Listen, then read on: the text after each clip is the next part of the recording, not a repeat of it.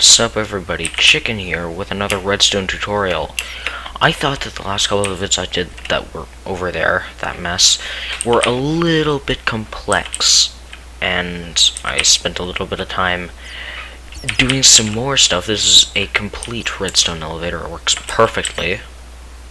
Boop.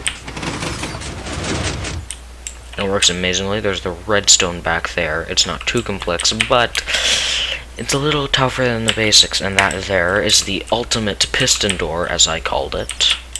Step on the pressure plates, and it creates a seal that doesn't look like anything different except for the little bit of lighting glitch there. So I thought I'd go over the basics of redstone and redstone logic today. First thing I'll go over is the lever.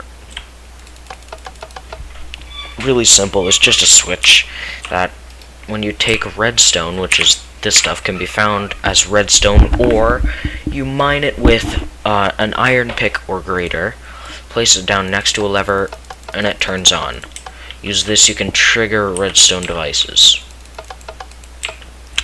And this toggles on or off, so it stays that way forever. That's a redstone torch. It is always on, unless there's something else happens that I'll show you guys later. So it's always on. This is just redstone. You can use it to make wires that go up to 16 blocks. And after 16 blocks you have to put one of these down, which is a repeater. You can use a repeater to make clocks. Big fancy smancy redstone clocks that take up a hell of a lot of room. These are used for like timers, because it extends a redstone signal. You can make it go for an infinite duration as long as the chunks are loaded, and it also puts a gap between redstone signals, so you can have a redstone pulse start here and then go there after one tick. I'm not exactly sure what the conversion is between seconds and ticks, but that's the secondary use of a repeater, is to add time to a redstone signal. That's 2 ticks, 3 ticks, 4 ticks, that's the maximum, and that's 1. So using that, you can time things to work in sequence, like this piston door over here. And that brings me to the next item, the piston. It pushes you or it pushes blocks. Just stand on this piston here and pushes me up.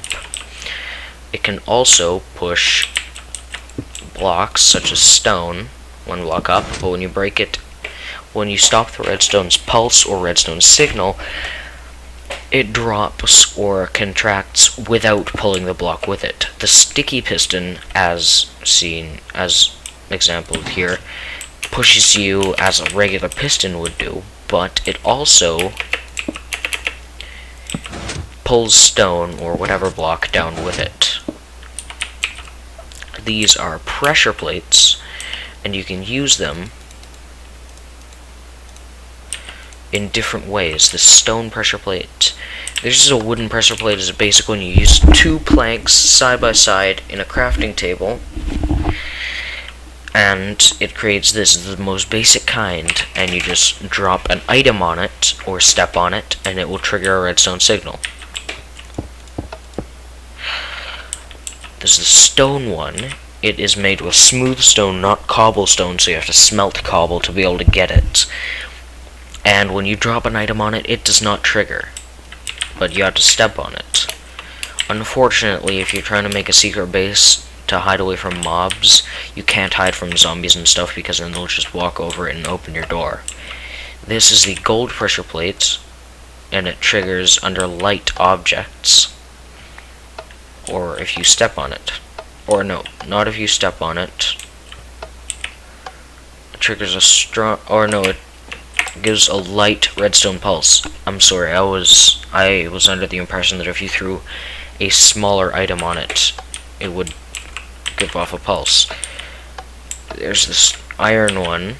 It gives out a stronger redstone pulse according to the amount of items thrown on it. So if I take a stack of these dispensers and throw them up, okay, that makes no sense. Okay, I'm not used to these two. I personally never use them. I only use the stone and wood. Your two buttons. Button can be pressed by right-clicking, or if you're in survival, clicking. But since I'm in creative, I'll just destroy it. This is a daylight sensor. But before I get onto that, I should go back to the button. There's a difference between the wood and stone buttons, like the wood and stone pressure plates. The stone button needs to be pressed with your hand, or your fist in this case. The wooden one can be triggered with an arrow. So pretend this was an arrow, bam, hit it. It would be triggered until the arrow despawned. This is a daylight sensor. It's basically like a solar panel for redstone. In the daytime, it gives off a redstone pulse. You can use it to set up lamps that only turn on at night. This is a redstone door, an iron door. You require 6 iron ingots to craft one. And unlike the wooden door, which opens when you right-click, it opens only when a redstone signal is applied. You can use this combined with pressure plates to set up traps for zombies or whatever mob you want. Just walk in and it's trapped because they won't think to jump.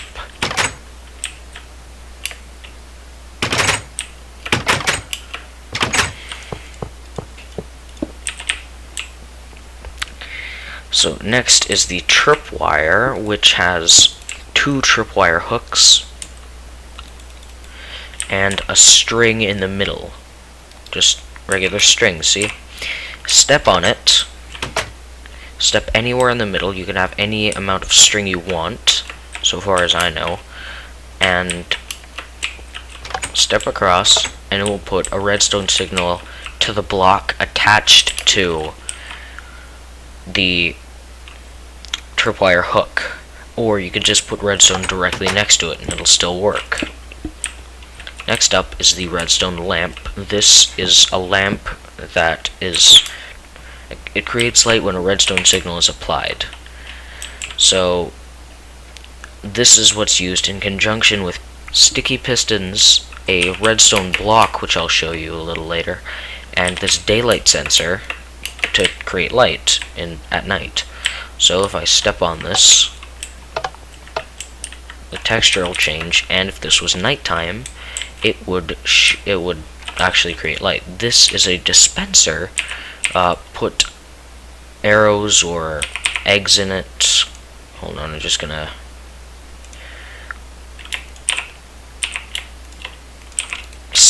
Eggs in there. Apply redstone, and it will launch whatever's in it.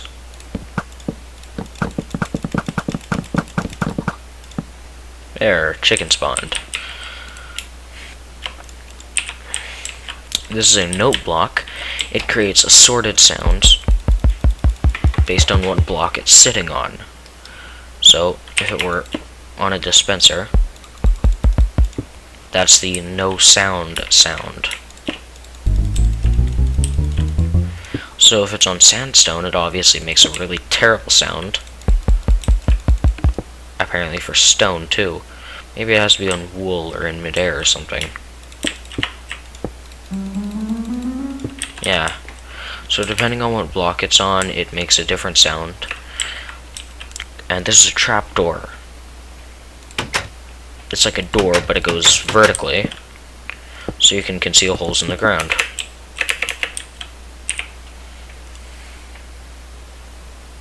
Trapdoor. I didn't say you could conceal it well, I just said you could conceal it. So that's been the basic of redstone. There's also the redstone block, and I'm going to do a quick demo for you on the redstone lamp, this is just going to be a really basic one, so don't expect it to be amazing.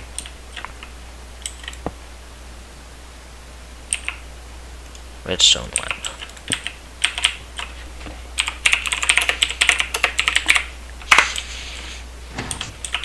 So now it's daytime, pushes the redstone block, which is like a redstone torch, except it never turns off for any reason, and it can be pushed, which a redstone torch cannot.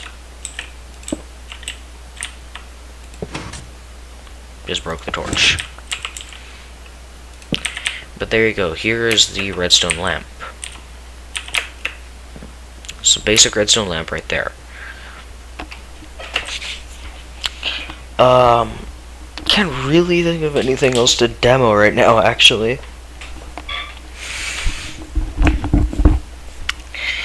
Okay, let's see. Is there anything else I missed?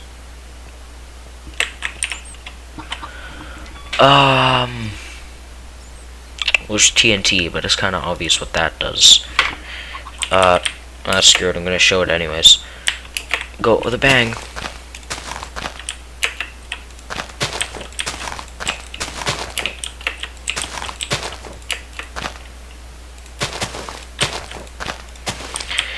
If you have TNT and you apply a redstone signal to it like I'm about to, if you're on survival, please don't do this unless you want to lose your entire inventory.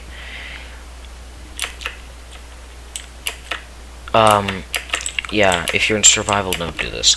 TNT, if you light it on fire or apply a redstone signal, it explodes after a timer.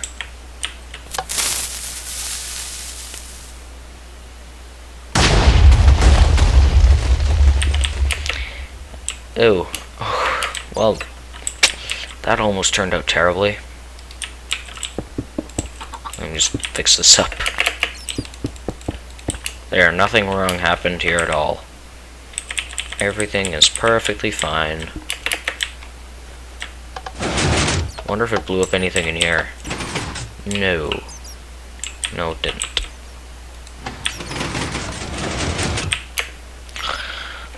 So anyways, I've been Chicken, you guys have been complete morons who know nothing about redstone until now. Now you know redstone. See you guys in the next video. Bye. Click.